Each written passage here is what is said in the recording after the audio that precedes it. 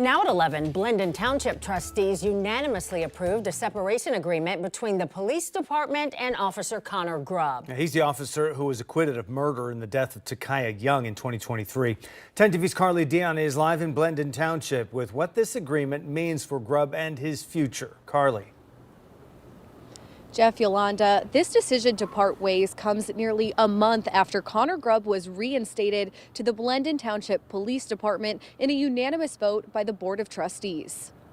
I believe he made the right decision, and I support him. Fraternal Order of Police Lodge 9 President Brian Steele says he spoke with Connor Grubb personally about his decision to part ways with the Blendon Township Police Department, months after being acquitted of murder by a Franklin County jury in the 2023 death of Takaya Young. He reacted to a suspect trying to hit him with a vehicle. Unfortunately, she lost her life and the baby inside her. There is no victory there. The important part is Officer Grubb is going to try to put his life back together. Blendon Township agreed to pay Connor Grubb $150,000 to cover lost benefits and potential back pay claims he could have made during the 2.5 years since that incident happened. Attorney Sean Walton, who represents Young's family, released a statement on their behalf, saying, Blendon Township used $150,000 in taxpayer money to send Connor Grubb out the door with a clean record.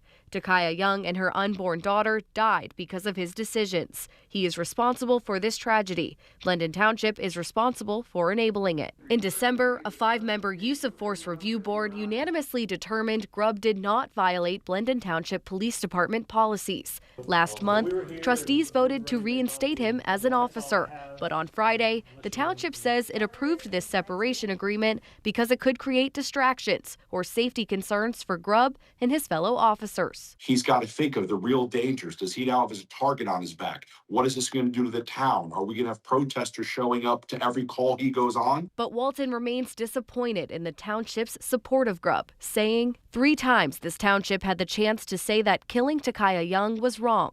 3 times they said it was fine. No apology, no policy change, no step taken to ensure this never happens again.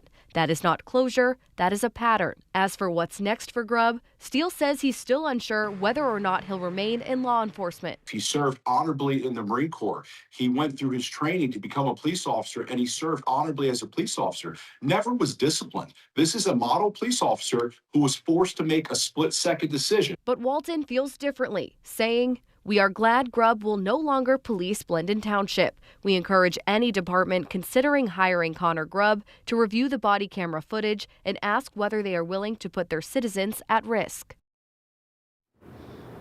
And Walton tells me there's 2 active civil cases right now, one against Grubb and Kroger, the other against Blendon Township. And he says both of those are currently in the discovery phase. Live in Blendon Township, Carly Dion, 10 TV News.